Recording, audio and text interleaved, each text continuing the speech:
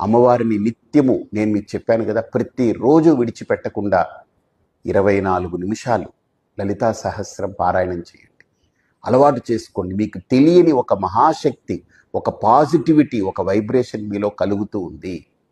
అలాగనే ఉదయం లేవగానే ఏమి పళ్ళు తోమక్కర్లేదు, ఏమక్కర్లేదు, అలా కూర్చున్న ప్లేస్లోనే మనస్సును అలా నిలకడగా ఉంచి, నిశ్చలంగా ఉంచి, చిదానంద రూప శివోహం శివోహం, చిదానంద రూప శివోహం శివోహం అని మన మనస్సులో 3 సార్లు అలా అనుకుంటూ మంగళకరమైనటువంటి ఆ గడియలతో, శుభమైన గడియలతో ఆ రోజుని ప్రారంభిస్తే మనకు అమ్మవారి అనుగ్రహం, ఆ పరమాత్మ యొక్క అనుగ్రహంతో శివశక్త్యాయుక్తో యది భవతి శక్త ప్రభవితం.